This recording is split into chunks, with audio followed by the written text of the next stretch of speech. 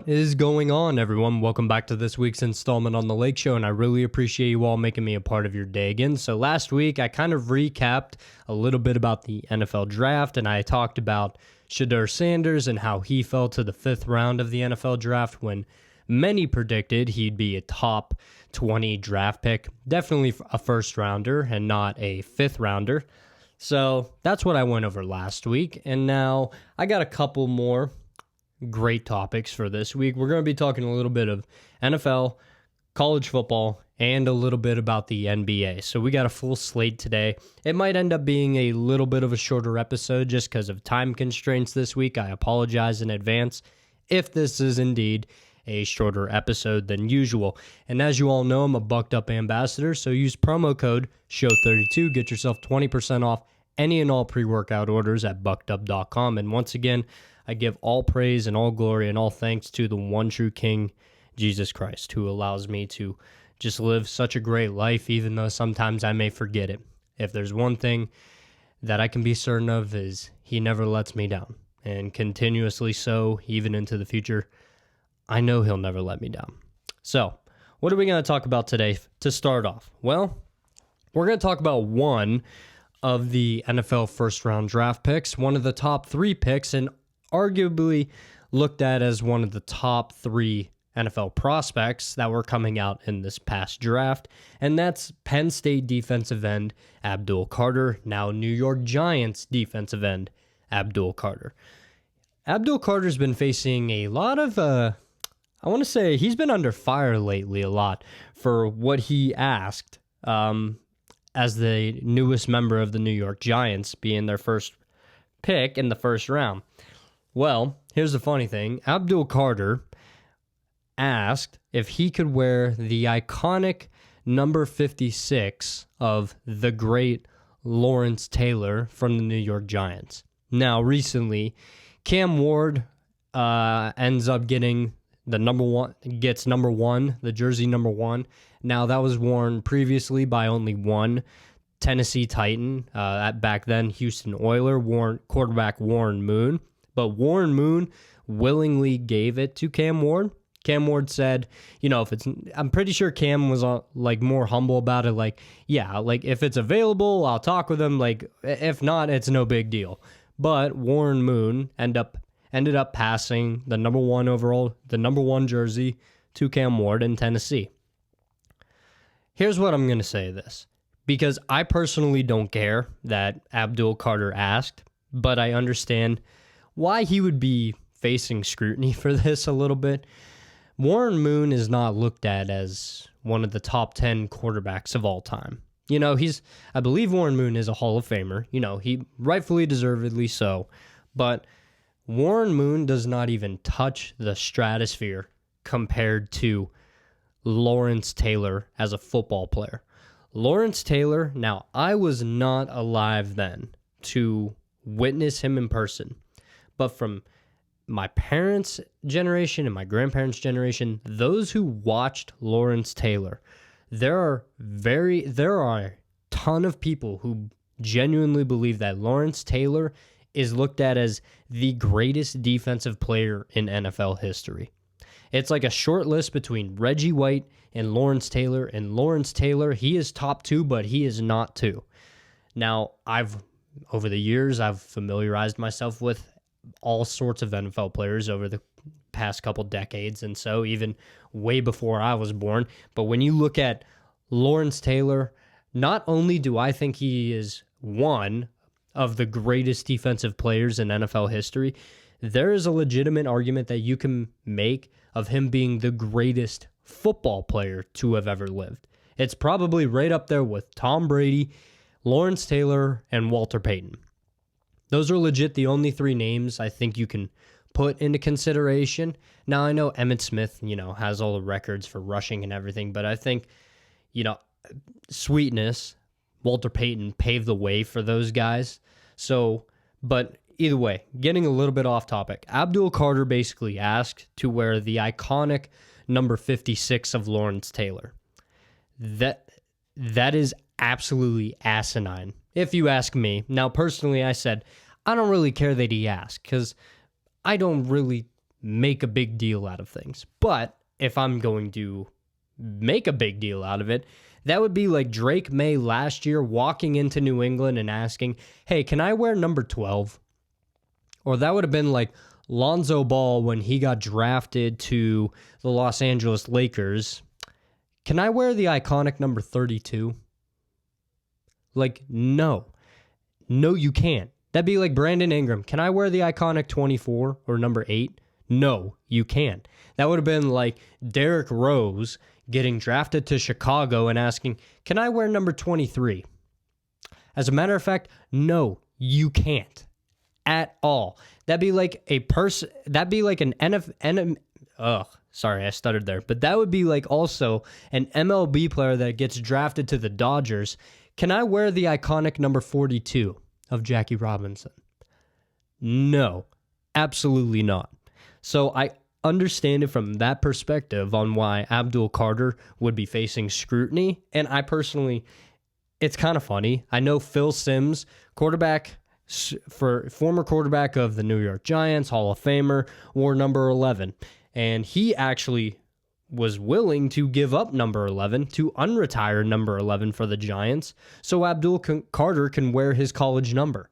But I'm pretty sure his family and, close spouses and, friends or whatever, I'm pretty sure they said, Phil, like, no, you don't need to do that. Like, don't do something stupid. But Abdul Carter, like, I wouldn't have been mad if he wanted to wear, like, Jason Pierre-Paul's number. You don't walk into a historic franchise like the Giants, even though recent memory they have been one of the biggest dumpster fires in the NFL. You don't walk into a storied franchise like the New York Giants as a defensive end, hybrid, like outside linebacker, pass rusher. You do not walk into that organization and ask to wear the most iconic number in the franchise's history and the number of arguably the greatest football player to ever live. It makes no sense to me, but I thought that was very newsworthy and kind of hysterical because I think it's actually ridiculous. The more I think about it, the more like it plays in my head. Let's say I was, if I was a tight, which I played tight end, I played tight end and I played linebacker. Let's say hypothetically I was in college and I got drafted to the Baltimore Ravens. That would be like me as a linebacker coming in as a rookie just asking, hey, can I wear 52?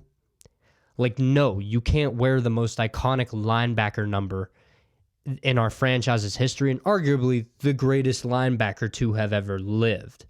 Like, that sort of stuff is just, I think that's moronic and stupid. So Abdul Carter, asking for Lawrence Taylor's number, I think it's completely and utterly ridiculous the more I think about it. All right, next, we're going to talk about the Cleveland Browns. As we all know, the Cleveland Browns are, just the best team in the NFL to talk about.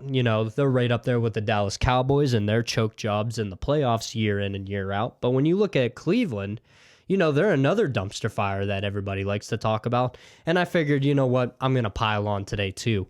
We're actually going to talk about the Cleveland Browns quarterback room. And realistically, more specifically, Shedeur Sanders, and will he end up starting at some point? Could it be week 1 or could it be week 10 or 11 for the Cleveland Browns in this upcoming 2025 NFL season? Me personally, well, here's the quarterback room for Cleveland. This is one of the weirdest quarterback rooms I have ever seen in my life. You got Deshaun Watson, creep. You got old man Joe Flacco, the 40-year-old Joe Flacco. You got 24-year-old Dylan Gabriel. You got 23-year-old Shedeur Sanders. And you got former Pittsburgh quarterback and first-round draft pick Kenny Pickett on roster too. When you look at this roster, legitimately, who can I personally see starting? I think it's honestly Joe Flacco's team and Joe Flacco's job to lose. The Cleveland faithful, at least everybody who I know who is a Cleveland diehard fan, they do not want to see Deshaun Watson under center by any means necessary. They couldn't care less if Deshaun Watson was on the roster or not at this point. And I've been saying for a while now that Cleveland, You're paying this man millions upon millions of dollars to not start as quarterback. So at this point, you might as well cut him and just pay him the money. It's better than having a distraction on roster, because guess what? You got another distraction now if you're the Cleveland Browns. You have Shedeur Sanders and his dad, Deion Sanders. You have more drama that's coming into that locker room. And here's the thing. When I watched draft night, when I was watching the NFL draft from the 5th round all the way through the 7th round on that Sunday, my bad. On that Sunday when it was going on, when Cleveland drafted Shedeur Sanders, it looked like they felt sick to their stomach for doing it. They looked like they absolutely hated that pick. And I don't blame them. I talked about it last week on why Shedeur Sanders fell. It's because he lacked humbleness. I think the talent is there. His accuracy is second to none. I still believe that he was a top 2 or 3 quarterback prospect in this draft. Not saying he was a top 2 prospect in general. I'm just saying in quarterbacks, he was definitely top 3 of best quarterback talent coming out in this draft. The team, the player that really surprised me coming out first, to Cleveland, 2 rounds earlier, was quarterback Dillon Gabriel from Oregon. A lot of people that I've talked to and a lot of noise that I heard that Dillon Gabriel wasn't even really considered that high of a draft pick. I'm more surprised Quinn Ewers went in the 7th round. I figured Quinn would have went way, way before Dillon Gabriel. But back to Shedeur Sanders, we all know why he dropped in the draft. It's because his dad and because of him and his ego. Their egos and their arrogance together, it turned off a lot of NFL teams. And I can understand that. But now, as far as Cleveland's concerned, because that is their issue now and their baggage to deal with, realistically, what's on the line for Shedeur Sanders, and how well, can he succeed in Cleveland? Will he end up starting in Cleveland? I don't know. Jury's out on that. But me personally, I think he will be the backup quarterback by the beginning of season. I have more faith in Shedeur Sanders than I do Dillon Gabriel. Let's stack up Shedeur Sanders against everybody in the rest of that quarterback room. Shedeur Sanders or Joe Flacco. I think it's a no-brainer that this is Joe Flacco's job to lose at this point.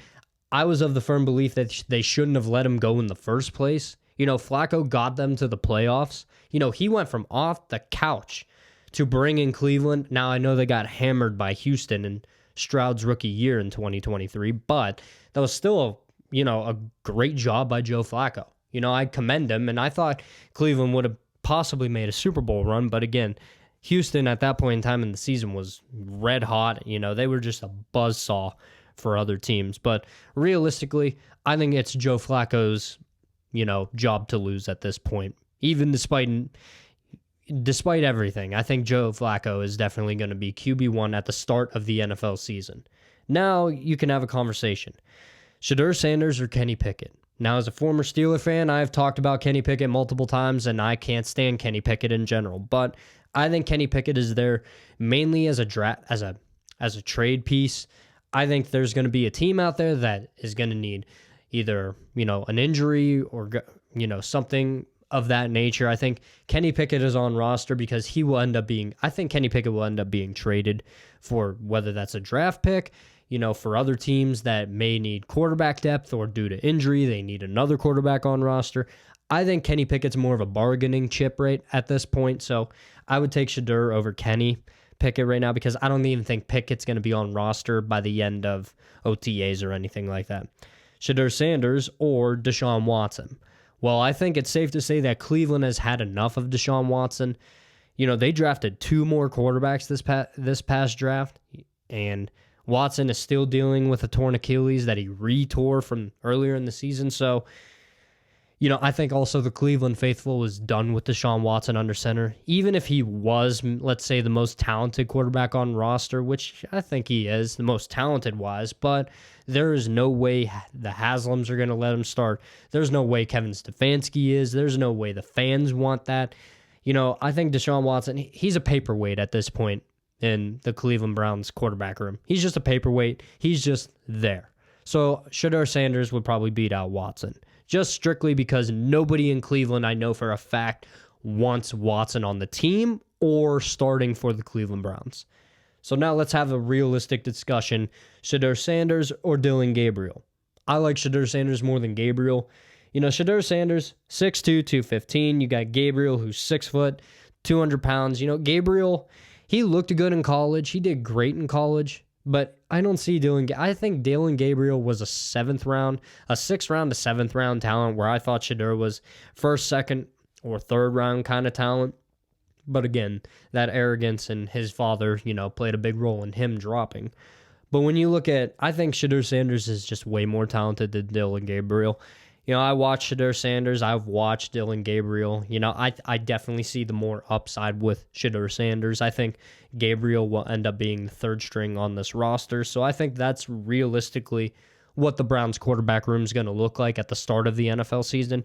Flacco is going to be QB1, and then Shedeur is going to be the backup. And depending on how Flacco is going to do throughout this year, I think it's a coin flip at this point. He could either catch lightning in a bottle like he did in 2023, leading the Browns to, let's say, a 10 or 11 win season, maybe 9 win season, or it could be a complete and utter tire fire or dumpster fire of a season. And then at that point, I think Shedeur Sanders will be starting by Thanksgiving.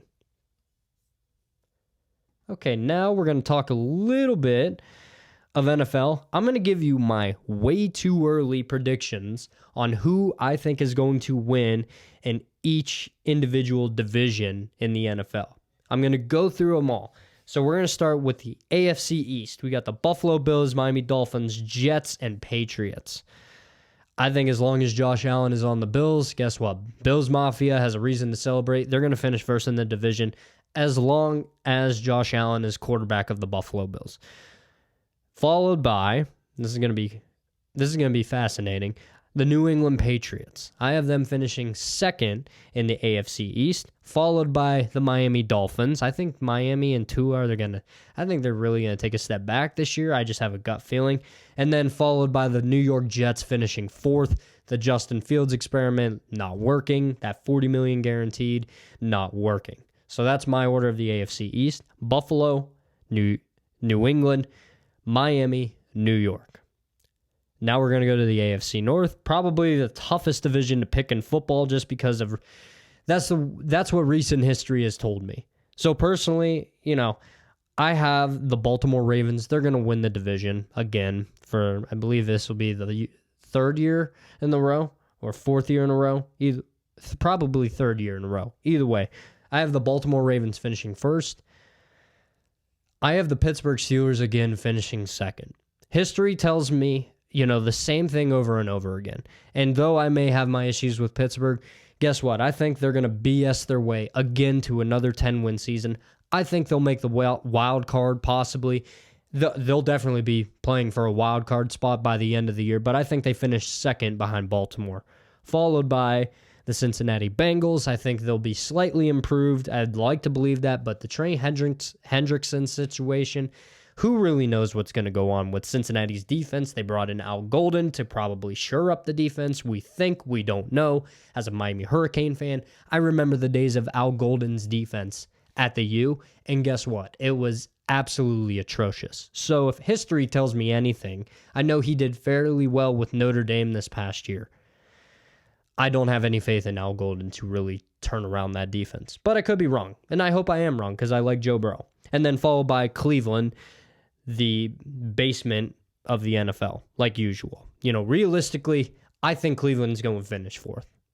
Again, nothing points to the direction that they will compete in this division. I think it goes Baltimore, Pittsburgh, Cincinnati, and Cleveland, the same that it was last year. AFC South, between Houston, Indianapolis, Jacksonville, and Tennessee.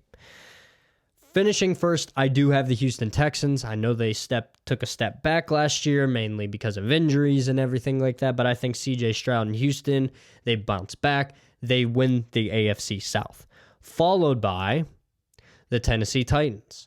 I'm sorry, when you look at the draft that Tennessee had, the additions they've made on offense, and the fact that they do have a new franchise guy at the helm in Cam Ward, When you go from I'm willing to bet Cam Ward does not have a stat line like Will Levis and Mason Rudolph combining for 22 touchdowns and 21 interceptions. I'm willing to bet that does not happen with Cam Ward. So I, shockingly, will have Tennessee finishing second behind Houston, playing for a wild card spot in Cam Ward's rookie year. Followed by the Jacksonville Jaguars with Trevor Lawrence. If he stays healthy, I think Jacksonville, they can be a little bit better, but, Trevor Lawrence isn't really all he's cracked up to be. And then followed by the Indianapolis Colts, because I have no clue what's going on with their quarterback situation. Their quarterback situation is just as bad as Cleveland, in my opinion. Anthony Richardson is just trash, in my opinion. They drafted Riley Leonard from Notre Dame in the NFL draft this past year, so we're going to find out realistically. I think that was Indianapolis saying, hey, we don't trust you at all, so you're going to have to earn your spot. So I have the AFC South going to Houston, followed by Tennessee, Jacksonville, and Indianapolis. My final AFC division, we have the AFC West with Kansas City, the Chargers, the Broncos, and the Raiders. This is going to shock a lot of people, but I have the Denver Broncos winning the AFC West. They're going to continue to trend upward. I think Denver is a scary good team, a sneaky good team that is going to just shock a lot of people this year. And guess what? Kansas City, they got issues on their offensive line. They got issues all over the place. Philadelphia exposed them big time in the Super Bowl. But I think this is where you'll see a decline in Mahomes and Andy Reid and the Chiefs. All these good things don't last forever in the NFL. So I have the Broncos finishing first, followed by Kansas City, then the Chargers. I still like the Chargers, but I really did not enjoy their draft too much. I would have liked to see more wide receiver skill be addressed. And then followed by the Raiders. I don't know. This is just a tough division. I think the Raiders are going to actually improve a lot from 4-13 a year ago, but in this division with Justin Herbert, Bo Nix, and Pat Mahomes at quarterbacks, you got Pat Mahomes and Andy Reid. You got Harbaugh and Herbert, and you got Sean Payton and Bo Nix. Geno Smith and Pete Carroll, I think that's the worst combo in this division, in the AFC West. That's the worst head coach quarterback combo, unfortunately. And I'm a big fan of both. But that's what I have in the AFC West. Denver, Kansas City, the Chargers, and then the Raiders. Now we're going to go to the NFC. We're going to start with the best, NFC East. We're going to talk about that real quick. I don't think this is going to change at all. I think it's going to finish the same as it did last year. Eagles clear, number one. I think they're going to be the odds-on Super Bowl favorites again, and possibly I think they're going to repeat this year. I think they're that stacked. Followed by Washington. They're going to be in the thick of things. I don't think it's much when it comes to talent disparity between Washington and Philly. Obviously, Philly is the creme de la creme. They're the top of the mountain in the NFL, but I think Washington is closing that gap real slowly, but it would not shock me if Washington could possibly overtake Philly in this division, followed by the Dallas Cowboys and then the New York Giants. As much as I think the Giants could improve from 3-14, they'll more than likely go probably 6-11. That's my realistic expectations for the Giants. I don't have much hope for them. And Dallas is Dallas. They're going to do something to screw something up. They're always an accident waiting to happen. So that's the NFC East. Philly, Washington, Dallas, New York, same as last year. NFC North. I have the Detroit Lions winning that division again. Those guys are just a juggernaut and very unstoppable when they're all healthy. I think they had 13 defensive guys on the PUP list last year on defense alone. That's not going to happen again this year. That's just an unfortunate, unlucky, circumstances thrown their way. I think Detroit reclaims the NFC North, followed by Chicago. I think Chicago with Caleb Williams and Ben Johnson at head coach now, I think Chicago turns some heads this year. I think they're in the thick of things for the wild card at the end of the year. I don't think they'll catch Detroit, but I think they springboard to second in the division. Followed by the Green Bay Packers. I don't love how Jordan Love played at the end of the year last year. I think they'll still be in the thick of things for the wild card round. And then Minnesota, I don't know what to make of it with J.J. McCarthy. I think Kevin O'Connell's a hell of a coach, but when you look at it, they're a coin flip for me because I think J.J. McCarthy has promise. He showed promise in the preseason before he got injured, and then I thought they would have went down the tank because it's Darnold, but Kevin O'Connell made Sam Darnold a $100 million quarterback. So realistically, what can the upside be for J.J. McCarthy, who I feel is more talented than Darnold? Well, we'll have to wait and see, but NFC North, I have Detroit, Chicago, Green Bay, and Minnesota for now. NFC South, Tampa Bay, Atlanta, Carolina, and New Orleans. I have Atlanta taking this division over from the Buccaneers because Michael Penix is going to be taking over. I have a lot of faith in Penix as a quarterback, and I think he's going to turn some heads this year. So I have Atlanta 1, Baker and the Bucs 2. They'll be playing for a wild card. I think Tampa's going to be pretty good. Atlanta, Tampa, then Carolina, and then New Orleans. I think New Orleans is just complete and utter trash. I don't know really what to make of them. I don't think they're going to do any good. I think New Orleans, Kellen Moore, I think he has an uphill battle, clear uphill battle, and I don't think the Saints go anywhere this year. In my final division, the NFC West, we got the Rams, Seahawks, Cardinals, and 49ers. The Rams are going to take this division, convincingly, I might add. I think the Rams take the division. I'm going to say that the San Francisco 49ers don't suffer a lot of injuries, even though I do not want them paying Brock Purdy $50 million a year because he's not even remotely close to worth that. I have more faith in the 49ers than I do Seattle and Arizona. So I have the Rams taking the division, taking the West, followed by San Francisco, then Seattle with Sam Darnold at the helm now, $100 million man. I don't think they're really going to amount to much because I think Sam Darnold is more of a product of Kevin O'Connell and his system and his coaching. And then followed by Arizona, who's just a dumpster fire. All right, 2 more quick things we're going to talk about before we head out. I'm going to give you my I want you to keep an eye on 4 games that are coming up this upcoming college football season. For week 1, we got some fantastic matchups that are going to be playing out. First of all, we got Alabama going to Florida State. It's going to be interesting to see how much Florida State has improved from their 2-10 season last year. And realistically, we're going to see what Kalen DeBoer can do at Alabama. I am willing to say that he's on the hot seat right now after going 9-3 with Alabama, 9-4. I believe they lost to Michigan in their bowl game. But I think Kalen DeBoer, he's already on the hot seat. He had to fill Nick Saban's shoes, and that's not easy.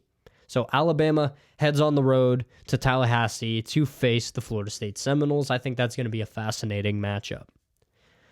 Probably the best matchup we get to watch, the Texas Longhorns going on the road to Columbus to face the Buckeyes, the reigning national champion Ohio State Buckeyes. We're going to find out how good Arch Manning really is when he goes up against that Ohio State defense in Columbus in the shoe first week of the college football season. I think that's going to be a fantastic game to watch. Arch Manning versus, I believe it's Julian Sain's team for Ohio State. We're going to find out realistically how good Ohio State's quarterback room is. You still got Jeremiah Smith. You got Brandon Ennis. Ohio State's I think they're primed and ready to try and go back-to-back. But Texas and Ohio State, that's another fascinating one.